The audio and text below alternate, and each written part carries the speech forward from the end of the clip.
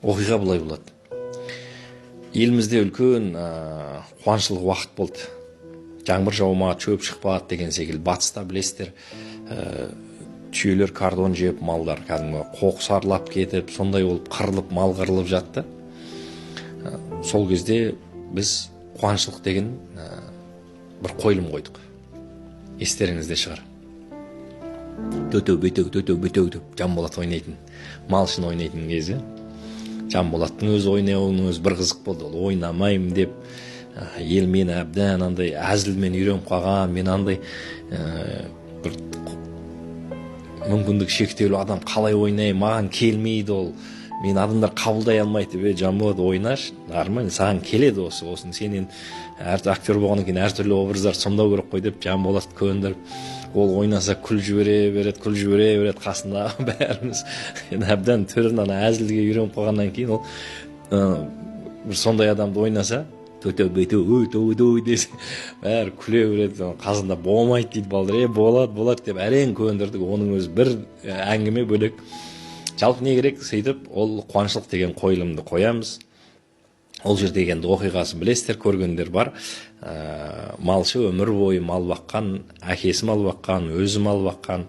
Енді балаларын да мектептен шығарып алып бірге мал бағады. Балаларды оқуға түспеген, өмір бойы малдың басында жүрген, отбасымен, біреудің фазендасында қуаншылық кезде өлген малдар, басшысы келіп, малшыны ұрып, малдың бәрін қырдың, сен өлтіріп жатсың деп.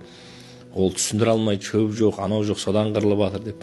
Содан жаңағы оқиға енді соңында жаңағы өлген малдың етін жеген, бастығы фазендаға келмеген, келсе жаңағыдай қарындары ашқан, содан кейін малды етін жеген деген секілді сондай бір оқиғалар бар. Бір көріп шықсаңыздар болады. Сонда соңында жаңағы малшы жылайды.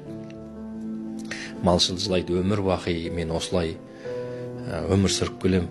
Мен де адам секілді өмір сүргім келеді. Мен өлген малдың етін жедім, сіздің балаңызға бермедім, өйткені сіздің жағдайыңыз бар ғой.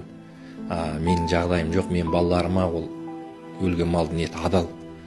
Сіздің балаңызға арам болады, ол қалай, сіздің жағдайыңыз бар, мен жағдайым жоқ болғаннан кейін жедім деп, сөйтіп бір назын айтады. Мен де адам сияқты өмір сүргім келеді, балаларымды да оқытқым келеді деген секілді. Сондай назын айтқан кезде үлкен монологы бар. Ол кезде жыламаған адам қалмады. Талдықорғанда осы концертті қоямыз.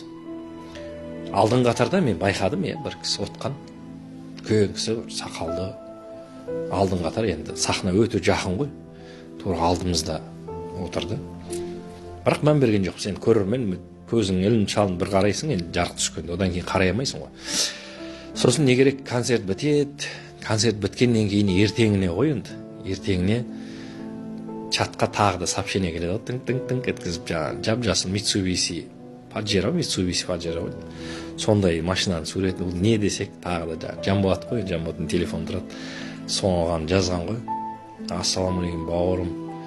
Концерттерін көрдім кеше, концерт көріп, ана қуаншылық деген қойылымдардың ортасында аяғына дейін жете алмадым. Жылап шығып кет қалдым дейді. Шықтым да, шыққан күйі машинаға отырдым да дейді. Бастым дейді ғой. Бастым, өзім өмір бойы жаңағыдай фазендам бар, малым бар дейді. Сенесің ба, мен қойылымды көріп отырып, сол фазендадағы малшы есіме түсті дейді. Шынымен де мен қанша жыл болды дейді, малшының жағдайын сұрамаған, отбасын, баласын істеп жатыр, әйел, отбасы не болып жатыр, мен сұрамаппын дейді. Тек жаңағы басшы бригадирлерге жаңағы продуктысын бәрін тапсырып қойғам дейді, солар өздері апарады, өздері қарайды. Содан шыққаннан бастым дейді ғой малшыма. Фазендаға түнде отырып бардым дейді, барсам шынымен дейді, жағдайын сұрасам, баласы мектеп бітірген, бірақ оқуға түспеген, ол да сол жерде дейді. Удостоверениясы бәрі менде, ол да оқуға түспеген, балалары айтыр мектептен шығарып алған, бірге мал бағады дейді, сол жерде жүр, өсіп жатыр, бірақ қоғамда жоқ ол адамдар дейді. Сөйтіп келдім да шынымен малшымды алып құшақтап жыладым дейді ғой. Құшақтап жылап, кешірім сұрадым дейді, кешір бауырым. Мен осы уақытқа дейін сенің жағдайыңды сұрамағаныма, мына балаларыңа қарамағаныма кешірші деп дейді. Сөйттім да, алдым да дейді, ертеңіне тұрып бастықта бардым да, жаңа Mitsubishi джипті таңдап алып бердім дейді, мынау саған деп кілтін бердім дейді. Астыңа машина, балаңды оқуға түсірем, жаңа Талдықорғаннан бір однокомный квартира дейді. Соларға сыйладым дейді. Соны бауырлар сендерге звондап айтып жатырмын, рахмет дейді.